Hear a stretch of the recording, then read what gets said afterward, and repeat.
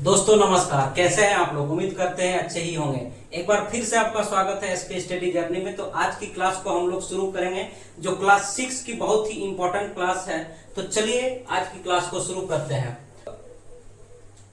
आज की क्लास में हम लोग पदार्थों का समूहीकरण को देखेंगे।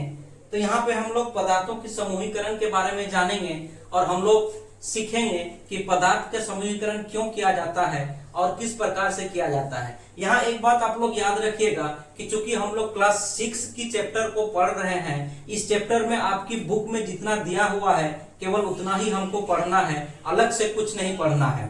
तो चलिए शुरू करते हैं। सबसे पहले हम लोग जान लेते हैं कि पदार्थ आखिर है क्या। चूंकि हम लोग पदार्थ का समूहीकरण करेंगे तो हम लोग को ये जानना जरूरी है कि ये पदार्थ है क्या। पदार्थ वह सब कुछ जो स्थान घेरता हो एवं जिसका वजन हो पदार्थ कहलाता है। अगर आपके परीक्षा में क्वेश्चन आता है कि पदार्थ क्या है, तो बस इसी को लिखना है कि वह सब कुछ जो स्थान घेरता है और जिसका वजन हो उसे हम लोग पदार्थ कहेंगे। यहां तक तो हम लोग जान लिए। अब हम लोग का चैप्टर का नाम ही है पदार्थों का समूहीकरण। तो आखिर ये समूहीकरण या समूहन क्या है। तो जैसे आप लोग देख पा रहे हैं कि समूहन एक प्रक्रिया है जिसमें वस्तु को गुणों के आधार पर अलग अलग रखा जाता है, जिससे उनकी पहचान आसानी से किया जा सके। तो पदार्थों का समूहन में समूहन वह प्रक्रिया है जिसमें विभिन्न प्रकार के पदार्थों को उसके जो गुण है, उस पदार्थ के जो गुण है, उस गुण के आधार पर अलग अलग रखा जाता है, जिससे हमें पदार्थों की पहचान या कह सकते हैं वस्तु की पहचान आसानी से हो सके। जैसे हम लोग अगर अपने घर के चारों ओर नजर दौड़ाएंगे तो हम लोग को बहुत सारा चीज दिखाई देता है। जैसे कुर्सी हो, दरवाजा हो, खिड़की हो, पलंग हो, बेड हो या फिर अन्य चीज। तो हम लोग एक अवलोकन करते हैं तो उनमें से प्राय हम लोग देखते हैं कि खिड़की दरवाजा जो है लकड़ी का बना हुआ है, उसमें जो ग्रिल लगा है वो लोहा का बना हुआ है, कुर्सी जो है प्लास्टिक का है, हमारे घर के बर्तन जो है वो कोई ना कोई धातु के हैं। उसी प्रकार अन्य वस्तु को भी अगर हम लोग अवलोकन करेंगे तो हम लोग को पता चलेगा कि वो भी एक विशेष प्रकार के पदार्थ से बना हुआ है।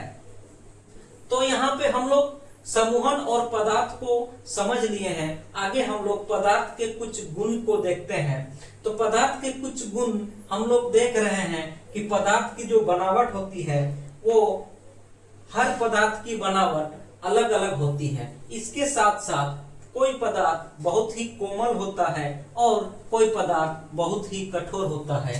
कोमल अर्थात जिसको आसानी से हम लोग संपीड़ित कर सके, यानी कि जिसको आसानी से हम लोग दबा सके, उसे कोमल पदार्थ कहेंगे। यह कह सकते हैं जिसको आसानी से हम लोग खरोच सके या चाकू से आसानी से काट सके, उसे कोमल पदार्थ कहेंगे। जैसे हम लोग रबड़ को ले लेते हैं तो रबड़ को आसानी से दबाया जा सकता है या आसानी से उसको चाकू से काटा जा सकता है। उसी तरह कठोर पदार्थ वह है जिसको आसानी से संपीड़ित नहीं किया जा सके, यानी कि आसानी से उसको नहीं दबा सके और आसानी से उसको जल्दी नहीं काट सके, उसे कठोर पदार्थ कहेंगे। जैसे पत्थर का उदाहरण हम लोग ले लेते हैं। हमारे पृथ्वी पर ऐसा बहुत सारे पदार्थ है जिसमें एक चमक पाया जाता है। तो पदार्थ की एक गुण चमक भी है। जैसे हम लोग देखेंगे तो प्राय सभी धातु में एक विशेष प्रकार की चमक मिलता है, चाहे वो एल्युमिनियम हो, चाहे वो सोना हो, चाहे वो चांदी हो, आदि आदि। इसके साथ हम लोग पदार्थ के कुछ गुण को देखेंगे। जैसे यहाँ पे है उत्प्लावकता। यह उत्प्लावकता आखिर क्या है, तो इसको आप ये समझ सकते हैं। अगर बहुत सारे पदार्थ को पानी में डालते हैं तो हम लोग देखते हैं उनमें से कुछ पदार्थ जो है पानी के ऊपरी तल पर ही रह जाते हैं और कुछ पदार्थ जो है पानी के नीचे बैठ जाते हैं। तो उत्प्लावकता का मतलब हुआ कि वह पदार्थ जो पानी के ऊपर में तैरते हैं उसे हम उत्प्लावकता पदार्थ कहते हैं या फिर उत्प्लावक कहते हैं। उसी प्रकार यहाँ पारदर्शी पदार्थ है। पारदर्शी पदार्थ वह पदार्थ है जिससे हम लोग आसानी से इस पार से उस पार देख सकें। जैसे आप लोग याद कीजिए या ख्याल कीजिए कि आप लोग के घर में अचार का डब्बा अगर है कांच वाला, तो उसमें आप आसानी से अचार को देख सकते हैं, यानी कि कांच जो हुआ वो पारदर्शी पदार्थ है। उसी प्रकार अपारदर्शी पदार्थ वह पदार्थ है जिससे होकर हम लोग आर पार ना देख सके, उसे हम लोग अपारदर्शी पदार्थ कहते हैं। जैसे लकड़ी का पटरा ले लें तो उस पटरा से हम लोग आर पार नहीं देख सकते हैं। उसी प्रकार एक प्रकार का पदार्थ है पारभासी पदार्थ। पारभासी पदार्थ वह पदार्थ है जिसके आर पार तो देखा जा सकता है, लेकिन पार्शियली यानी कि ठीक ढंग से नहीं देख सकते हैं। हाँ, लेकिन ये हम लोग देख के पता कर सकते हैं कि उस पदार्थ के उस पार में क्या चीज है, लेकिन क्लियरली नहीं। जैसे अगर हम किसी का एक्सरे किया हुआ फोटो को लेते हैं तो उस फोटो को ऐसे करके देखते हैं, तो फोटो के उस पार में हम लोग क्या चीज है वो तो पता कर लेंगे, लेकिन क्लियरली नहीं।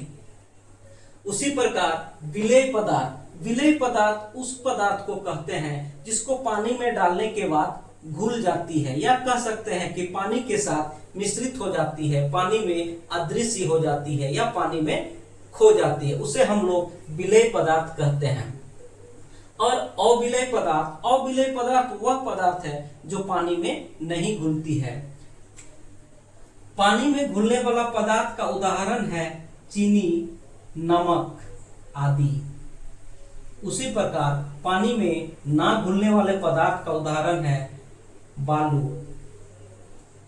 लकड़ी का बुरादा आदि। हमारे इस चैप्टर में इस कक्षा के लिए हमको इतना ही पढ़ना है। तो बोर्ड में जो लिखा हुआ है उस लिखा हुआ को आप लोग अपना नोट कॉपी में लिख सकते हैं और उसको ठीक ढंग से आप लोग देखिए। कहीं पे दिक्कत होने पे उसको कमेंट पे बताइएगा। इस क्लास को हम दोबारा लेंगे। तब तक के लिए धन्यवाद।